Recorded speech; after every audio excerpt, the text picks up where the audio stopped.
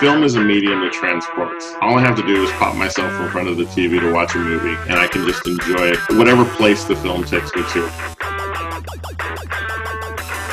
Movies have always been an escape. It gives you a whole new world to be in. I have a rekindled love affair with movies.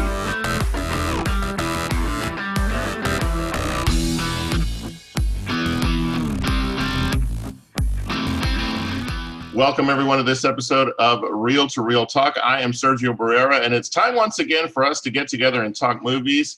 And joining me, as always, are the other two Real to Real talkers, Susan Chisholm and Paul Britton. Team, we get Sci-Fi this week, as it's once again time for RealGood.com's Netflix Roulette. It's a bit of a thing we do here, for those of you watching for the first time, where we let the wheel spin and give us movies. And guys, I'm excited. I'm excited about this week. Yeah, let's do it. It's a good time. Super awesome. I finally got to pick the category, so I'm good. Yeah, let's do it. Right, well, and having said that, Paul, talk to us a little bit about what you chose and why. Yeah, I went with Sci-Fi because we hadn't done it yet, and I love sci-fi movies. So we were delaying the inevitable for as long as possible, trying not to torture Susan, but. It was inevitable with Sergio and I. Sci-Fi was going to come up, and I wanted to pick it before Sergio did the next time around. So I love Sci-Fi. I don't know where that came from. I love Sci-Fi. I've seen You're a big Trekkie, aren't you? I'm both. Yes, I've seen all the movies and all right. those I'm sorry. Star Wars movies. And then I don't feel so bad then. And I wish I had picked it when I did documentaries, because I love Sci-Fi. She may not have been into sci-fi horror movies, so maybe that's what it was. But you know, the interesting thing about sci-fi that I found was that once I saw my movie, I wanted to see more, because it's like, you know, we know the classics: Alien, Star Trek, Star Wars. You know, there's a ton that are, you know, I mean, we talked about Fifth Element just a couple weeks ago. This sent me down the rabbit hole of unique and strange sci-fi films. Ooh. And so yeah, it's this is cool. Our friends at RealGood.com have the Netflix Roulette option on their website. You just go to RealGood.com/roulette. You can set a category, as we did, and it'll pick a movie for you. Because I don't know about y'all, but sometimes I surf and I don't know what to watch.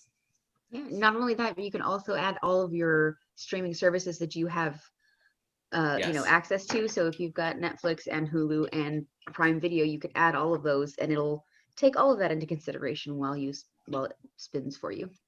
Indeed. Yes. We can't do that though, because we have agreed that we're just doing Netflix. That's right. We're suffering in our personal lives. And I love the trust that we've built with each other, that we only spin once, and that's what we get, because we've gotten some doozies as we've done this over the years. Yeah. So we did have a mishap this week where I did end up spending twice. Look, I'm just going to full disclosure here. You know, I ended up having to spin twice because I spun last week. I thought I took a screen print of the movie. I didn't. And and that brings up a great point with the whole app, is that it will sometimes give you titles that you would have never thought were there or known, you know? Yeah. And that's been fun. Yeah. I would say 75% of the time you're getting something you've never heard of in your entire life. Yeah, and that can be that can be hit or miss. So big time. So I want to take a quick poll before we get started, because I'm curious. This time around, how many of us, by show of hands, got a foreign language film? Ooh. Just me. Okay. My first spin was a foreign language film, so I'll do a half a raise. All right. Because we've experienced that, and I did this time around. So cool. So yeah, it's gonna be a fun time. So we'll get started. The topic was sci-fi, and I was very excited when I got my spin, because this was a movie that has been on my watch list for a bit. And I even mentioned, I think, Paul, you and I were on, and we, you know, I exclaimed, you know, to the notion of, like, I've really wanted to see this. Yes. And it is a movie called The Platform. It is a movie out of Spain, and The Platform, I knew the premise from having watched the trailer. That was what, it was one of my, what the hell did I just watch? And I was about to say, because when I was thinking back to our What the Hells, I was like, I know this has come up. And so, but I fought every impulse in me to go backwards and listen and hear you talk about it. And so, because I thought, no, I just got to go into this. And so, and it's funny because even as I suspected that, I watched an additional film that I'll throw in as a little bit of an extra, not a long review, just a quick comment, but because I had a feeling this might be the case. The platform was a mind bender, to say the least. I don't want to give too much away because it was so good on so many levels, so creepy. Susan, I'm not one to often do this, but this is one that there were certain things that happened that I was like, oh, Susan would not be able to handle this. Like, this is not in her wheelhouse. But you know me, Susan, I'm also like, but that's why I wanted to watch it even more.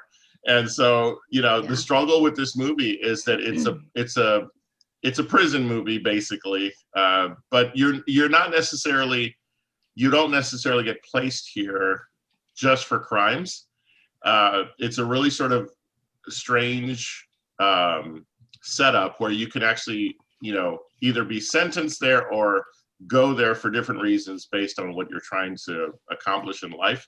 I don't think it's much to give. It's not giving away much to say that the central character has decided that he's going to spend 6 months in what they call the hole, el hoyo, as they say in Spanish. And when he comes out of that 6 months, regardless of what happens while he's in, he's going to have an accredited diploma. So that's his reason for going in. And there's a lot of different things you learn about the people that you encounter. And the idea is very simply that you are on a platform and the prison is vertical. And the top floor, you later find out how many floors are included in this place.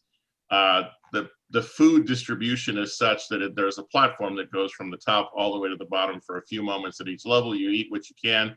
And so, of course, as one would imagine, those at the top levels have more access to food than those at the bottom levels. And so it's a study in human nature and how we react to not just stressful situations, but for me as a foodie, it hit because food is such a critical part of our lives, that to see food become the central issue and hunger become the central issue of this movie and what it does to people was just fantastic. I really loved it. I'll have to tell you a quick funny story about my experience. I turned it on Netflix and I knew it was a Spanish speaking movie, and all of a sudden it's dubbed in English, and I'm like, oh no, can't do this. No. And so, because number one, I know Spanish, but number two, it's like, I've got to see it in its purest form. And so I finally learned how to change the settings on my Netflix, because I've never had to do that before. So, it makes a huge difference in terms of how the language is so much more colorful in what they call things. You know, when you hear, you know, we talk of human flesh using that term, whereas the term in Spanish is carne, which is meat. And so again, it adds that level of the food being such a focus. You know, it really, the language is critical, I think, to the success of this film. And so it's a very creepy movie. It has a lot of no jump scares, but a couple, but more so just it challenges your eyes and your mind to take in the images of what's happening. And there were a couple of moments, and Paul, I know you've seen it, so you'll know what I mean. There were a couple of moments where I think you know which ones, that I myself was very, very like, oh God, no, please. This is not gonna happen the way I think it's gonna happen. And so, because I'm a pet lover, so I'll just leave it at that. So yeah, I was really happy when the Wheel brought this one up. I finally watched it, and I have to say that it left an impact on me. It really did. It was. There were moments where you almost knew what was going to happen, and then when it did, you're like, oh my God, I can't believe that we're here.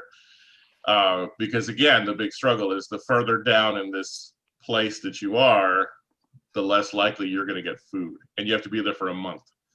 And I loved the concept of, you don't know, at the end of each cycle, they put you to sleep and you don't know where you're going to end up. And so that creates some fantastic dialogue of expectation and, just, either desperation or, elation at where you ended up. And so it's just another dialogue-y film, but that has some fantastic visuals from a cinematic standpoint, and one that has left an indelible mark. And I think I can watch it again, but not for a while. It's going to be like, okay, I'll wait on this. So here on Real to Real Talk, we have a rating system that we use to rate movies. The 5 tacos system is what we have. And so the highest a movie can get is 5 tacos. But if you really, really want to say how much you love it, you can add guac. And so for the platform, I have to say, and just because of how it wrenched me and took me so many different places, emotionally and visually stunning, overall, I don't mind saying I'm going to give this one a solid 5 tacos. I really enjoyed it. And I'm going to withhold the guac because I've got to preserve some sense of good food after this movie. So 5 solid tacos for the platform. Check it out on Netflix. Whew. All right, Paul, I think we're coming to you next to hear what the wheel gave you. So we'll turn it over to you, sir. Well, we got an Omar Epps sighting with my movie, and not like, oh, it's Omar Epps circa 2005 or something. No, this is Omar Epps circa 2019. We know what Omar Epps is up to right now. Omar Epps. It was in 2019. He made a little movie, and literally little movie called 3022. And the year is. Would anybody like to guess? Is it 3022? No, it's not. It's 2199. And darn it, I fell for it. I know. I so looped you in. So the year is 2199. A human outpost has been established on, I'm going to say, Europa, one of the moons of Jupiter, if I remember that correctly. And there is a space station that acts as the midway point refueling way station, and it's manned by a crew for 10 years. And Omar Epps and his crew is manning the way station for the next 10 years. And it's about their experience. Just, first of all, it's a shockingly small crew. Like, I'm just going to start with that. Like, if I told you there's a space station, acts as a way station on your way to Europa, realizing, okay, Europa is a several month journey, whatever. Like, and you're going to be there for 10 years. How many people are you putting in that crew? Like, how many people would you guess? Well, it's hard for me to say because space station, to me, I mean, they don't put many people in the ISS. So, but this clearly has to be bigger than ISS, and we have an advanced enough technology to put a frigging base in Europa. True. With the foresight and need and ability to put a space station midway between Earth and Europa. I'd say more than a few. Yeah, right. Like, there's 4 people, and I just kind of feel like that is food services. That's going to end badly. Like, there's that's just way too few people. In my mind. Yeah. That's a nitpick for my part. But really what the interesting, so like, they fast forward through the years, and you find Omar Epps plays sort of like is the captain of the crew, and he starts getting night terrors. And the interesting thing that happens is and I mean this genuinely, is you find out that what's going on. Originally, they're intercutting.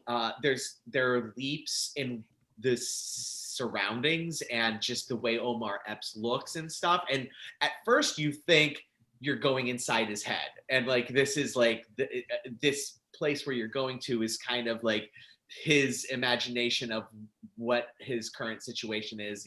He's alone, but spoiler alert, super spoiler alert. You find out that you're actually jumping into like in the future, and like so you're actually time hopping, not mind hopping, and you find that out at the end of the movie, which actually added an interesting layer for me because like I just automatically assumed that was mind hopping. I didn't even calculate that you were time hopping. But what happens is about 5 years into their mission, the Earth has a catastrophic event and they lose contact with the Earth. And then several months after losing contact with the Earth, a ship shows up. And a ship that actually was on the ISS at the time of the catastrophic event, and they are not very forthcoming with what happened with the Earth, and they're not very forthcoming with, other than we're going to go to Europa, how they got there, why there was only 3 of them when there's a lot more people on the ISS, and even though I did a spoiler alert already, I won't go too much further into that other than to say, obviously things don't go well when you introduce the new crew to the to this small crew of 4 people on this way station. I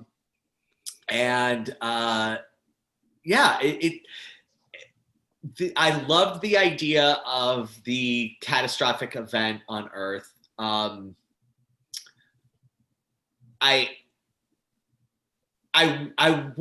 half interested in seeing a big budget version of this, one with a really good script and one, I like the idea. I want to know, I genuinely want to know more about what happened to Earth.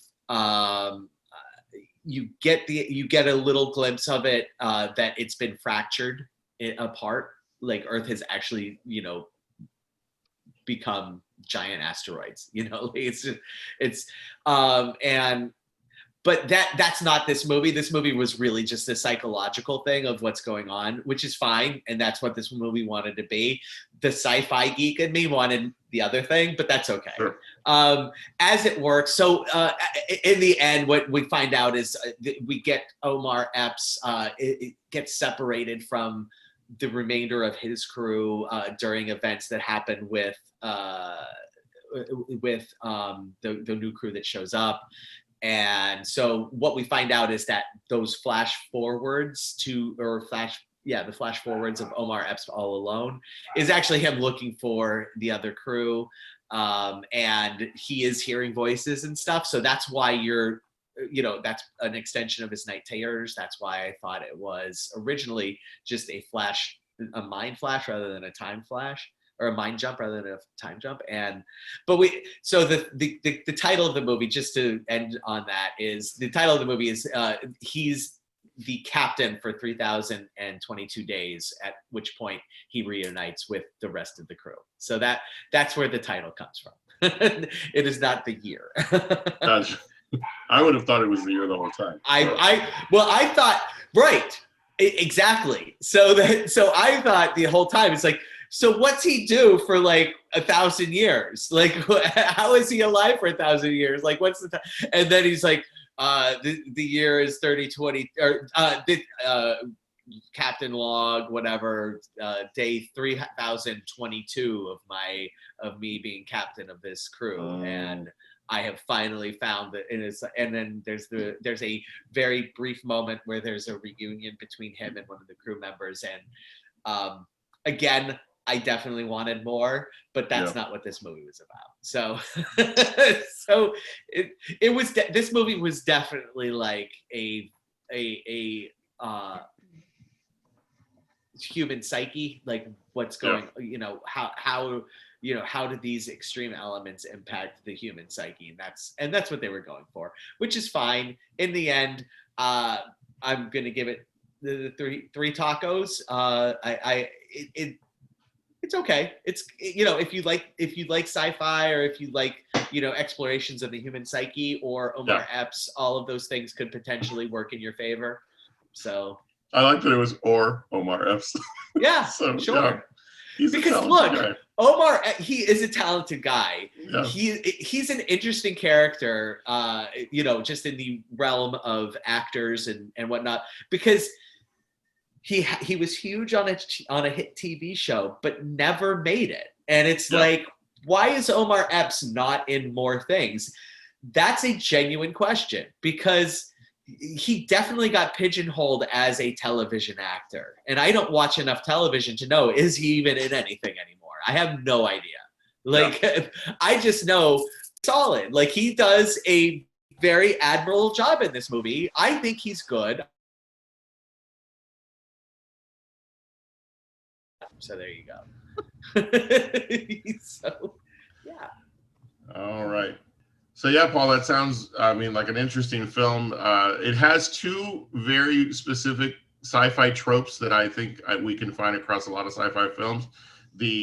We're here for a truncated period of time, right? That and a catastrophic event happening to Earth. So right. It does the combination of two. So it's like, usually, isn't it enough on the human psyche to be stuck with 4 people on a space station for 10 years? Like, so much work. That is enough of an exploration of the human psyche. Mm-hmm. But add in, and oh, by the way, there's nowhere to go now. And your relief crew is never coming. You don't have any means to get to the outpost of humanity. I don't know how. Sci-fi and human psyche are a good combo, I think, with Gravity and other films like that. And it just makes you think. Oh, absolutely. Yeah. But this one goes full bore bananas, and which is interesting. It's interesting. Yeah. Yeah. Well, I'll have to check it out. Well, that brings us to Susan for our third round of Netflix Roulette Sci-Fi. Susan, I'm excited. Hopefully your movie lived up to what we got. Well, I mean, I'm not going to say it was not a bad experience. It was actually a pretty good experience. So the movie that I got was actually 87 minutes long. And I honestly think it was one of those like teen, young adult novels kind of thing that got made into a movie. Because it's like, the rating, it was TV 14. So, it wasn't going to be anything crazy. The movie I got was called Time Trap from 2017. So essentially, the movie, what it was about, this professor is searching. He keeps going. He finds this cave because he's trying to find these 2 hippies, essentially, that went missing in the 70s. And so he finds their van, and there's a cave not very far away. And he goes into the cave, and we discovered that time inside the cave moves a heck of a lot slower than time outside the cave. You kind of see this because as he's looking into the cave, there's somebody there, and they're like walking, but to him it looks frozen. When he passes through the little like wavy light barrier, he is moving. And so then, he's told he's an anthropology professor at a nearby university, and he tells the kids that, his top students or whatever, okay, I'm going by myself. Y'all have to stay here. So of course, when he's gone for 2 days, they're like, well, okay, let's go get him. So, and I don't remember exactly, or you do. So then the kids don't have a way of going off road to where this cave is. So they call a friend of theirs and says, hey, let's borrow your dad's Jeep. And so she says, I can't go without my kid sister. Okay. Kid sister says, I can't go without my best friend. Oh, God. So now you've got already annoyed. 3 college age students and 2 like middle school age kids. And so they go and they find where the Jeep is parked from the professor, and they find a different cave. It's not the same one he went down. and it's the same. It goes to the same cave, leads to the same cave system, and the so during all this, the professor somehow makes it out again and finds his Jeep like covered in, jungle, like vines and trees and stuff. And so he goes back into the cave. He's like, well, I guess I better go back in here because it's like coyotes are out or whatever. And so the kids keep finding out, like as they're going on, things are happening that are weird. Like they decide to descend into this deeper part of the cavern where the wavy light comes in. And they get just past the wavy light and the rope breaks and they're like stuck. And of course, 2 of the people get hurt during this incident. So now nobody can climb out because of these people. So they decide to go deeper in, and they kind of like, so throughout the entire cave, they're running into like weird stuff that's going on like that. Like their walkie-talkies up to because the best friend is a boy, decides he doesn't want to go into the cave. So he stays up top and has his walkie-talkie. And of course it doesn't work through the little wavy stuff, right? Because, why would it? The batteries on his end are going to die way too quickly. Yeah. And so they, later on, they're like, they're trying to figure out what to do. And he's pushing the walkie-talkie, like the chime button that makes it chirp. And they hear the chirp a little ways further into the cave. And they're like, what's going on? And the kid has decided to come down to the bottom of the cave, and he's saying, help me, because his rope broke. And the kids are all thinking like he was up there, he cut the rope, and why would he do that, and all this other stuff. And come to find out, no, what it is that it's going through time, and so it's rubbing up against those rocks, and then they fall down, and then that's what happened. And the kid comes down and he hits the ground, and he's fine for a little bit until then suddenly when they find him, he's been killed. His neck is broken. Of course, they're like, oh, he fell down. That's what happened. But they've got these like GoPros that connect to the cell phone that one of the college age kids have, so they can watch the playback. And when they finally figure out what's going on, because they're looking up the cave and they see like the light flashing, and they're like, why is the sun doing that? And they come to find out that's the years that are passing. Every time they see a flash of light, it's not just the sun. It's not a day, it's a year. And so it's like thousands of years into the future. And the one uninjured college age kid goes up to climb out and finds the earth is like not anything that they expected it would be. And they are trying to figure out exactly what to do. And she sees some weird stuff, and she's like, why is the air bad? So she's been up there, she's trying to find a signal for the GPS phone thing that they've got, and can't get a signal. So she decides to go back down.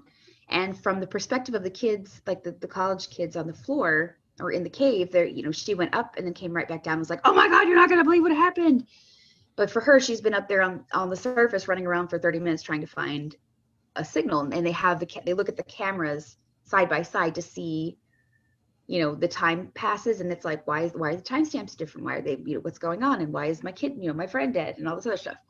So we find out there's like cavemen that they run into. There are like conquistadors. There are like 1800s cowboys, like with, revolving pistols and such, all in this cave in different sections that they keep running into. And so we come to discover the reason that the professor went down in the first place is to find these hippies that disappeared in the 70s, right? His parents. The kids didn't know that it was his parents, and they were trying to find the fountain of youth because their daughter was really sick. The professor's sister was really sick, and they were trying to find the fountain of youth to heal her. So then we encounter a spaceman. He comes down. This is getting weirder and weirder. Trust me on this. He comes down and he like is scary looking because he's in this like big suit and he's really, really huge. And they can't communicate because they don't speak the same language. And he stops an attack from the cavemen and then drags the one kid who, like by that point had been beaten up by one of the cavemen. He was one of the original kids that got hurt in the fall. he throws him into this like water pit thing, and the girl's like, no, let me just get away from him, and like trying to beat up on him. And he finally just goes like, wait, like stop. And then he wakes up, and of course he's like fine because the water healed him. The fountain of youth. So then they find, they're in the middle of this huge fight where they finally run into the professor. They find the both of his parents because they've climbed down on a rope, and guess what? The rope freaking broke. So the girl, again, that's able to climb safely, the spaceman has a super cool ladder thing that you push a button and it becomes a ladder. And so they start climbing up because they're like, oh, an exit, we got to get out of here. And there's like water or something above them. And then the caveman's like, ooh, shiny, pushes the button to make the ladder collapse. And so they all are frozen like in midair. And the one girl has her hand up into the water, and these like alien fingers grab her arm and yank her up. And so from her perspective, a bunch of time passes. We don't know what's going on up there because we're watching these guys like freezing and then very slowly starting to fall. And then the girl pops her head out, and just like you see these little light things, and they grab a hold of all the kids' arms and yanks them up through the water. The end. And then it almost more stringy things come down, and they grab the professor, and they grab the professor's mom and dad. They grab the professor's sister, who they've seen in this like wall of wavy, but they can't rescue her because it's too thick to break through or something. Okay. So all the people that were with them, and the kid, the best friend that had died, got his neck. We found out he got his neck broken from one of the cavemen, and then they all wake up, and they're in a space station, a million miles above the Earth, in this like triangle-shaped thing that the girl saw when she was upstairs, up on the surface, like unbreathable air. She sees a weird triangle thing floating in the air, and she's like, I don't know what that is. I'm gonna go back downstairs. And so the water has healed them, and everybody's fine. They're just thousands of years in the future. The end. Okay. Seriously. And there was no, as crazy as that all went, this movie was interesting to me for two reasons.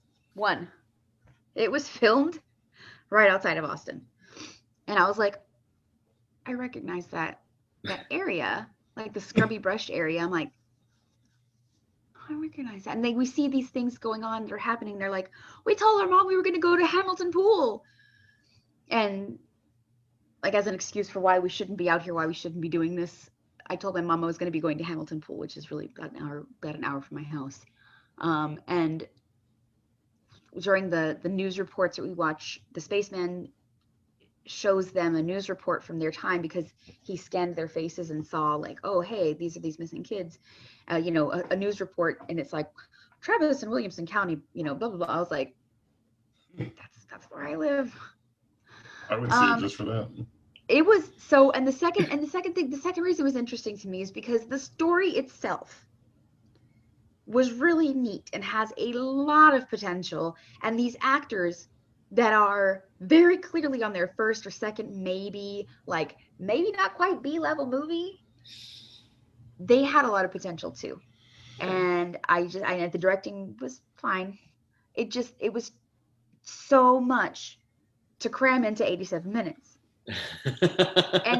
and you could tell, that these were baby actors, because they were like, I'm giving my dialogue.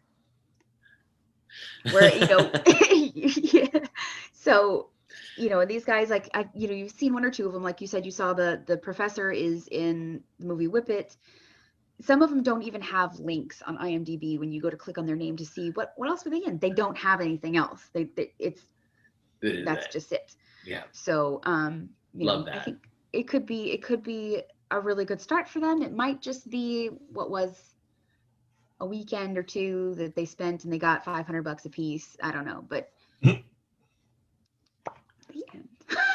and from a rating standpoint, Susan, I'm going to say 3 tacos with guac, because it has a lot of potential, but it just didn't take off. It didn't go anywhere. It was you know, if it had Apparently been a lot of places, but yeah, and the set itself, takes place in like 3 of these like cave rooms, and that's it. Like, I would say I would recommend it, but realize it's going to be ridiculous. Like it's going to be a not quite. It's going to be a C movie type of thing where it's like you may never see these kids again in terms of acting. Well, a C movie at 87 minutes that's a long time. So, oh, ow. Yeah. But interesting choice. And it's on Netflix, so there you go. I mean, it's on Netflix. It's 87 minutes. Go get your laundry out of the dryer and sit down and watch this movie and fold it. That's what watching football's for. Yeah. Come on. No thanks. Jeez. That's funny. All right. Well, that brings us to the close of another Netflix Roulette adventure. Sci-Fi was a choice, so Paul, thank you for that selection, and thank you both. I just have to throw in that at the same time, or not the same time, but after watching Platform, I came across some additional films, and the one that I, want to quickly mention, if I may, is called Prospect. It came out last year, 2018, and again. It's a far in the future sort of dystopian time, and it's a great story. And I'm not going to give anything away on it. I'm going to simply invite people to watch it because it's really pretty good, and it hits all the sci-fi markers. And yeah, Pedro Pascal's in it. Yeah, he's fantastic. And it's one of the very first films that HBO Max featured as HBO Max came into being. It was exclusively there when it first broke out. But yeah, no, it's a great movie, and I enjoyed it. It was a further trip down the sci-fi movie lane. So, all right, well, that brings us now to our. Well, actually, before I do that, let me remind you, where can they find us, guys? At your corner grocery store? In addition to Facebook and Instagram. So, yes, absolutely. Oh, okay. And so, yeah. I was taking a trip down memory lane. I'm sorry. There you go. Yeah, you can find us on Facebook and Instagram, Real to Real Talk, as you see it spelled on the screen. You can find out what we're watching, what we're talking about, and you can talk with us there as well. Make sure you comment and let us know what you're thinking. Give us ideas for future episodes. Let us know what you're watching. Also, here on YouTube, thank you so much for joining us. Don't forget, click that subscribe button if you haven't already. Also, click the notification bell so you know when our episodes land, and give this episode a like. We like likes. They make us feel good because we're doing it for the likes. And I need validation in my life. So. Yes, we all need validation. Absolutely. All right. So we get now to this week's segments. Paul, I have a question, and that's what are you going to talk about? And what the hell did I just watch this week? We have a double feature. I've teased this one out, if not to this show, specifically to you guys, that this was coming. And so the title of this segment should be What the Hell Did I Just Watch, When Furniture Attacks. So the first segment features a film from that magical year 1977, where we're finding out that weird fucking movies were made, including House, and I don't remember the other one that I did that was also made in 1977, but there was another one of these. And this one is called Deathbed, The Bed That Eats. And yeah, it turns out for this movie, I believe the only reason why it was made. Now, I actually did research and found out the basis of the movie, but I'm not believing what I read. I believe what happened was some guy had a friend who wanted to break into the being a Foley artist for movies, and just was having no luck. And so his friend said, you know what? I've got $30,000 laying around. I can make a movie and you will be the Foley artist for that movie, and that will be your way in, because now on your resume you could say I was the Foley artist for Deathbed, the Bed That Eats, because the Foley artist work on this movie is beyond ridiculous. Like the number one thing that sticks out in my mind are the sounds that the bed makes when it's digested. Like, just every sound in this movie is just a cacophony of, why would anything make that sound ever, let alone a bed that's eating people through just without teeth, but with gastric juices. And it's really weird. It's very unsettling, the whole thing. So the whole story of the bed that eats is told through the guise of one of the people that the bed ate in like the 1800s, who was dying of consumption. Ironic. Who was an artist, and he drew a picture of his deathbed because he was dying of consumption, and he just happened to be on this bed that eats.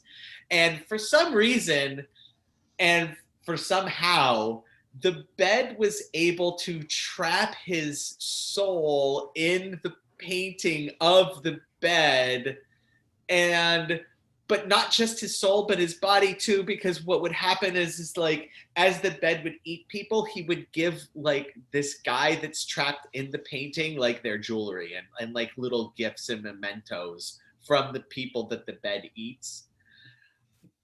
I don't know. So yeah, go ahead. I have to comment just because if I don't, I won't forgive myself. Yeah.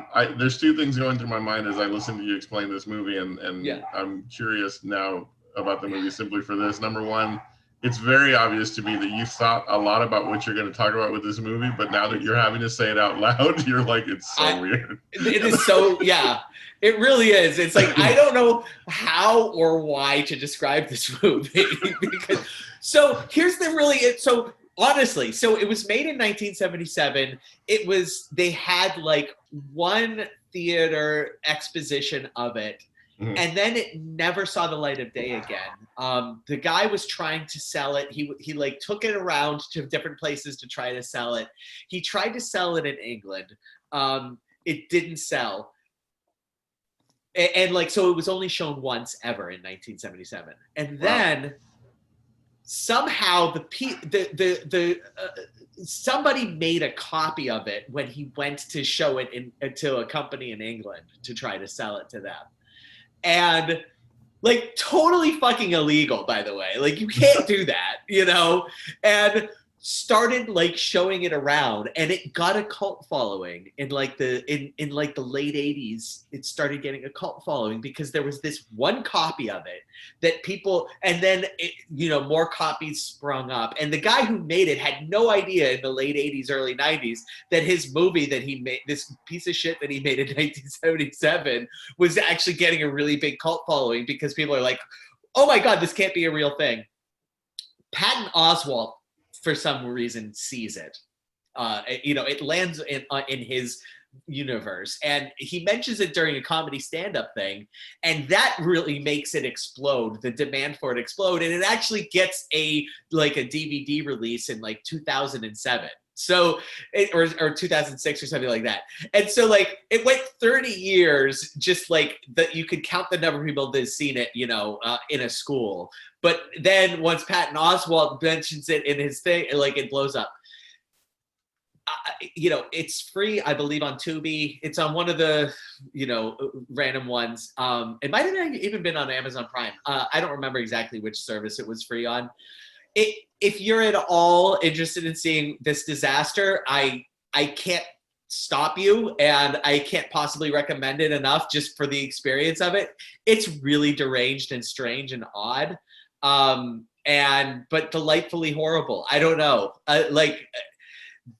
I can't say that about the second feature in our When Furniture Attacks movie, which was the I believe 2017. I don't remember the exact year on this one. Let me get it for you though.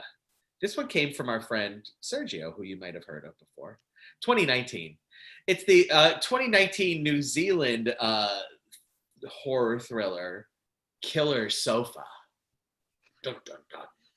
So, obviously, instead of being a bed, it's a sofa this time. And by the way, it's not even a fucking sofa, it's a recliner. And why they can't call it Killer Recliner, because at first I was like, well, maybe New Zealand just calls recliners sofas. Maybe. Like, plausible, right? But they refer to it as a recliner the entire movie and never call it a sofa. At no point is it ever referred to as a sofa. So first of all, F- for false advertising, because it's not a killer sofa, it's a killer recliner. It loses the taco just automatically -1 taco for not knowing how to name your movie or your furniture. And I don't know. So the thing that's endearing about the 1977 movie is just it's an absolute mess from beginning to end, but it has this endearing, horrible Foley artist work. Whereas the 2019 Killer Sofa movie, just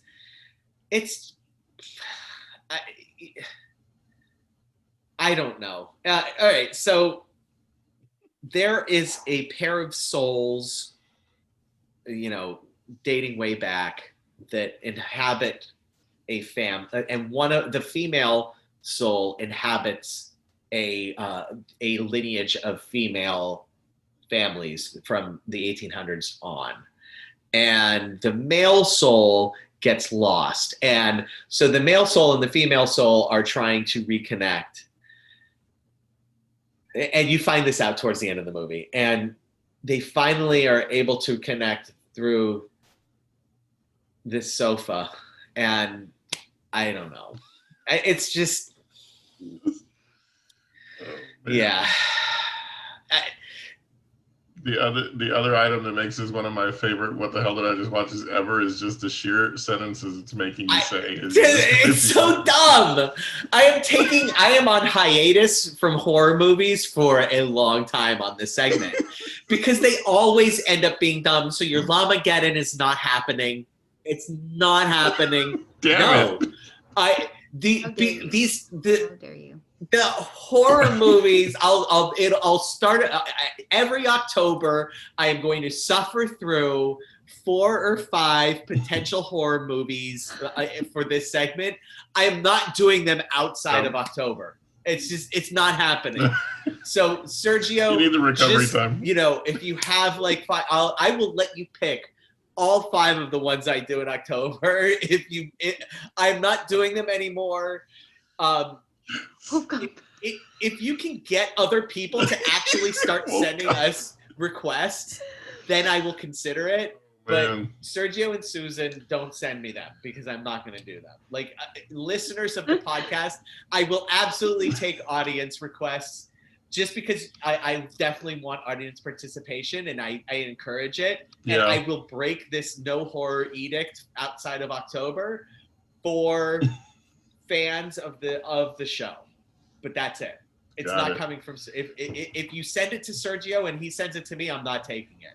So sorry. Like it has to come from somebody. We'll start the Wolf Cop campaign. This movie was horrible. I can't not possibly. I recommend Deathbed because of it has a certain quiche factor in it that is like fun and like horrible, and it's like 1977. It's just like at one point, like the bed doesn't actually eat; it just digests it with its digestive juices. So obviously, you get the scene of somebody reaching in to grab something and pulling out his hands, and his hands are just bones. Like you get that, and it's coming. Right? I mean, you just know it's coming. From the second you see that it's just digestive juice. With the Killer Sofa, it's just dumb. It's just there was nothing redeeming in this movie. If it has a cult following, I would say why. it's irredeemably bad. So. Well, and the fact that it was made in 2019, I think you said. Yeah, it was made in 2019 yeah. and in New Zealand. I mean, come on, New Zealand. I frigging love New Zealand. I've been to New Zealand. Yes. New Zealand, you can do better. Bad show. Come on. I did that Peter Jackson early movie that was also in New Zealand, and that was like, I get it. It's like it's Peter Jackson's first movie, and I understand like this would definitely have but this no. And if the guy who made this becomes famous at some point, and it's like, oh my God, this was his first movie, no. Still no. All right. Well, I'm going to pick up on something you just said, Paul, to our watchers, and that is maybe they can suggest some interesting holiday-related stuff. Absolutely. For the month of December, and because there is, if I've learned anything over several months of What the Hell Did I Just Watch, is that there is weirdness out there to be enjoyed. So. And you actually gave me one for Thanksgiving, but it was a horror one again, and I know there are horror Christmas stuff out there, Krampus being possibly one type of thing, but like I am actually going to do a search for holiday themed ones, but I'm not going to do any horror ones because I know there's going to be a billion shitty slasher Christmas themed horror ones, but I'm not going to. That's not what I'm looking for. I am excited to find out. It comes from the audience, please. But yeah. All right. Well, we will definitely poll the audience several times in the next few weeks. So please. All right. Well, once again, the weirdness flows from What the Hell Did I Just Watch? So thank you, Paul. Yeah. And now we're gonna find out, drum roll please, what Susan finally saw. I'm excited about this one. Yay. Sergio keeps telling me over and over again how much I have to watch this movie because I am a big fan of Val Kilmer. Okay. And Sergio is like, so that means you've seen Kiss Kiss Bang Bang, and I'm like, actually. So I did. I saw it. That's a good one. I watched it. It was awesome. I loved it so much. He was amazing in it, of course. I liked, the story was hilarious. I literally turned it on one day at work when we were really slow. Don't admit to watching movies in the middle of your shift. Go ahead. I'm sorry. My boss is okay. He was actually there, if I remember correctly. He was there. He's like, yeah, sure, go for it. I had to pause it a couple of different times, to help people as they came through. But like, I cracked up so many times. I just like the very beginning of everything as we're learning about, why Robert Downey Jr. is in LA and like how I got to the party and how she got to the party. And it was just, I loved it so much. I think it was hilarious. So, I liked that kind of style, I think too, with the like, I'm narrating it, this is my show and I'll do what I want. I liked it. I can't say enough about it. If you haven't seen it, you really should. And trust me on this one, you should totally. Yeah, I remember when I first saw it, just really not expecting much, but then being sucked in. Yeah. And Val Kilmer totally makes this movie. You guys know I've featured him on here before, Robert Downey Jr. I mean,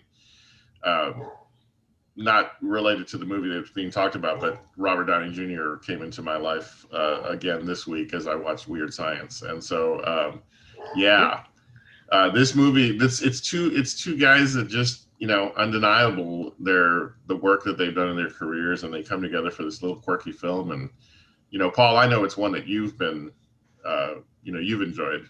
So. Yeah, love this movie. Love it. Yeah, so good. It's come up before when we've talked about it on the show. We've talked about things on the show, and it's always been why haven't you seen that from both of you? So, ta-da! It's interesting because this movie didn't do well. Like it wasn't a big, in spite of the fact that, Shane Black made it, and, he's super reliable. I mean, he wrote the Lethal Weapon, and, he did the one with Bruce Willis. It's a football movie, Last Boy Scout. he's done great action films, and this is just right in there with it. I would say this is probably one of my like top 3 easy Shane Black movies. So I don't know. Yeah, I don't understand why people don't love this movie. Yeah, and it shows in the fact that like on Prime Video you can rent it for $3.99 or you can buy it for $4.99. I love that. It's like, okay.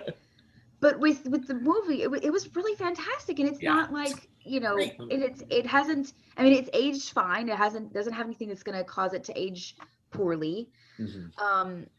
You know, in that sense. So yeah, people like dark humor. I don't like, but dark comedies do well. I don't understand. You know, it's dark, it's fun, it's got great action. Robert Downey Jr. is off the chain in this. I don't know. Yeah. Yeah, like you mentioned Val Kilmer, obviously his character is so fucking acerbic and fantastic. I mean, come on. I love it. It was like, I was watching it and because I only watched it the very last portion, and then when I got home I had to finish the last of it. And you know, they're talking about Gay Perry and Cullen's like, are you watching a French movie or something? And I was like, no. And I showed we're him going to Gay Perry. And I was like, no, Gay Perry. And he's like, got it. Okay. You know, so I was like, you have to watch this. He's like, okay, sure. Later on, I'll watch it. So it's on Prime Video, so you can get a hold of it once too. But it's just kind of like, well, that is definitely a good one to knock off your list. So congratulations, Susan. You have continued this journey, and I look forward to seeing what December holds as you have so many more things on your list, like Wolf Cup. And not really. As I get the death glare from Paul. So. No, thank you. No. Even you won't. We'll always look forward to whatever Susan finally saw. So tune in next week for another episode of that as well. That brings us now to real-time rewind, I should say. Real-time rewind is where I get to remind you of films that are out there that you may have forgotten or may have not seen. And should. This month I've been featuring movies that are so bad they're good, and all I'm going to say are 2 words: Broken Arrow. John Travolta and Christian Slater in one of the worst action movies when it comes to dialogue ever, but it's so fun. And so if you haven't caught it, try to find it where you won't have to pay any money, but it is a lot of fun. So this was John Travolta post Pulp Fiction. His resurgence was in full swing, and he did not handle it well. And so I love it for the corny dialogue. I love it for the over the top. What really marked John Travolta's second half of his career was just his over the top performances. And his affinity for action films. I mean, he just really became his staple. And I remember watching this, and, you know, years later, you know, I do sort of comparisons of movies and roles. And I thought to myself, this is Broken Arrow is no better that in terms of his acting, speaking only of John Travolta, than what he brought to movies like Face Off or Swordfish. I mean, it was just over the top crazy is what he brought to action films. And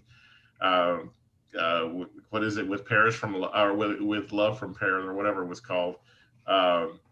Anyway, Broken Arrow was just the start of a string of action movies that John Travolta would make, and again made enjoyable by a silly plot. Christian Slater is Christian Slater, but you got to watch it for over the top John Travolta. Yeah, so it's out there. Check it out. Broken Arrow is the final entry of this month's series on bad movies that are good. Although I might throw some here now and then. Yeah, can I just chime in really quick? Of course. John Travolta also made Michael the same year that Broken Arrow came out. His second half career is really whacked out. It really is. Because I mean, just it's like, here's crap, here's awesome, here's crap, here's awesome. It's like, pick a lane and go with it. Come on. I wonder if part of it was, and I don't pretend to know the mind of John Travolta, but I wonder if part of it was this ride may not end. So let me grab everything possible. Because he was so dry for so long. Yeah. And then he has the resurgence and he's like, well, I'm making mine. Fuck you. And I better make some money. There's a script in front of me. Yes. There's a script in front of me. Yes. Oh man. I would love to see the list of movies he actually turned down during this stuff, like from 1994 to 19 or from like for a 10-year period. What did you turn down? I would call it the Nicolas Cage syndrome, except that Nicolas Cage's syndrome started after this, and of just jumping into any movie out there. So, and we also know why Nicolas Cage has to do it, which is sad. But it's a whole other story. I mean, it's like to have Broken Arrow and Michael in the same year is like wow. But I'll tell you what, if I'm walking through a living room and it's on, I'm sitting down because I love Broken Arrow. I just love that Question movie. Though, so, you're in a department store in the TV section, and one half of the TVs is showing Broken Arrow, the other half of the TVs is showing Michael. Which one do you sit down in front of? No, Broken Arrow, easy. Oh my god. Okay. Now, had you said Broken Arrow on one side and Stealth on the other, I would have been like, I would be splitting my time. Broken Arrow and Face Off. Oh gosh, just because it's John Woo, it'd have to be Face Off. Thank you. All right, good. I love. All right, we can be friends still. All right. Okay, good. All right. So for the month of December, I'm going to give you guys a preview because I'm hoping that this will pique the interest of one of our co-hosts, and that is the feature or the theme for Real Time Rewind for December is going to be dialogue-driven movies that are solely based, in my opinion, of course, this is Sergio's view, because of one I saw last night. So yeah, I already know my first entry, and so yeah, it's gonna be talkie movies. Susan's reaction is the greatest thing. If you normally just do the audio on this show, this is the episode where you need to just turn on the YouTube and find it, because just for Susan's reaction on that. It's classic. Oh my god. I'm gonna post that online. Good night. Oh my god. Okay. Sometimes when people talk in movies, it's important, Susan. And sometimes I fall asleep when people talk in movies. That's awesome. You're gonna subtitle the segment "Movies That Put You to Sleep." So. Maybe. Oh man, that's funny. All right. Well, if you want to continue having fun with us, make sure you follow us on Facebook and Instagram. You can learn what we're watching, what we are enjoying, what we're being weirded out by, and just keep up with us there. Comment, talk to us, let us know what you'd like us to talk about. Tell us what you've been watching, and we'd love to hear from you. Also here on YouTube, don't forget, click that subscribe button if you haven't already. Also click the notification bell so you can know when our episodes land week to week. And also click like on this video and others, and go back and check out some of the stuff you may have missed, because we have a lot of fun talking about movies for you.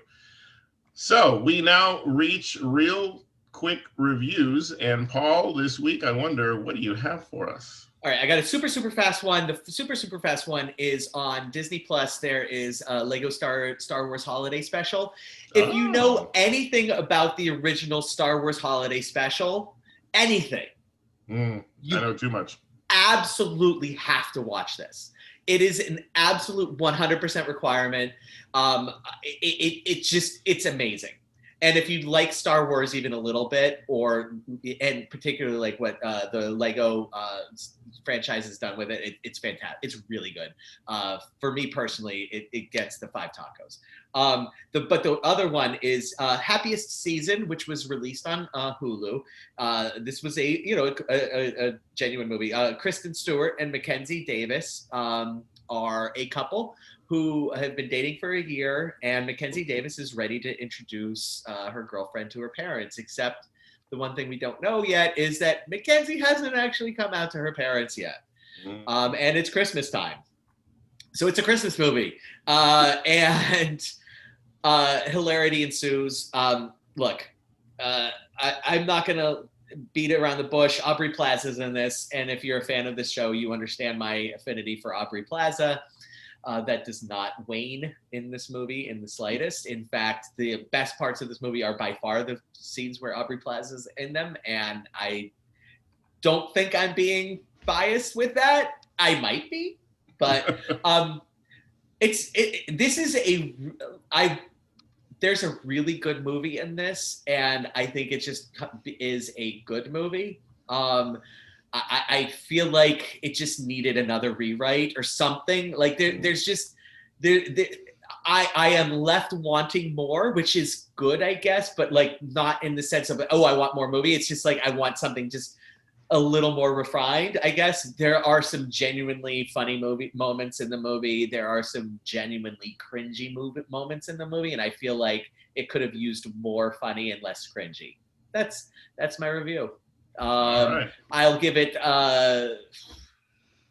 I've been going back and forth on this between 3 tacos with guac or 4 tacos. Right now, I'm feeling 3 tacos with guac, and the guac is because of is Aubrey Plaza. It's Aubrey Plaza guac. So. I completely understand the Aubrey Plaza. She's hilarious. She's so good. And I like, honestly, she's really good in this too. Like genuinely, not just like for doing Aubrey Plaza things, but like as a character, beyond that, just it's a great character. It's there are some really, really good things in this movie. But there's also just some moments, and it's like, we're in 2020. I kind of feel like we're beyond some of this. Like but honestly, I might be naive. Like, I just might not realize that, no, this is still going on today. And so, but, I don't know. Also, it takes place near Pittsburgh. So I, definitely appreciate that too. So. Excellent. Well, I will definitely check it out. So I'm not one that's usually drawn in by holiday films, but this one sounds really interesting. And so I'm curious about it now. On a complete and utter side note, Paul, as an Aubrey Plaza fan, probably her biggest. There is a series you might be familiar with called Hot Ones. It's an interview show with Sean Evans and Hot Sauces. Her episode, and I'll send it to you, and I'll say it on show because I want people to watch other YouTube things as well. The series Hot Ones is an interview show with a guy by the name of Sean Evans. They ask 10 questions, and they're eating spicy hot sauce wings typically. As they are going through the interview, Aubrey Plaza's episode is an absolute riot because I have to see this immediately. I will send it to you. You do it because sounds amazing. This is not Aubrey Plaza in a role, and you'll see how much of herself she brings to her work. Yeah, because again, an amazing episode, I troll the interwebs just for like her appearances on Conan and stuff because it's so good. Well, I'm going to find all the quirky Aubrey Plaza stuff I can and send it to you. So excellent, thank you. All right, it's always a fun time here on Real to Real Talk. Susan, Paul, we're entering the month of December. Can you believe it? I feel like it's just been a crazy year.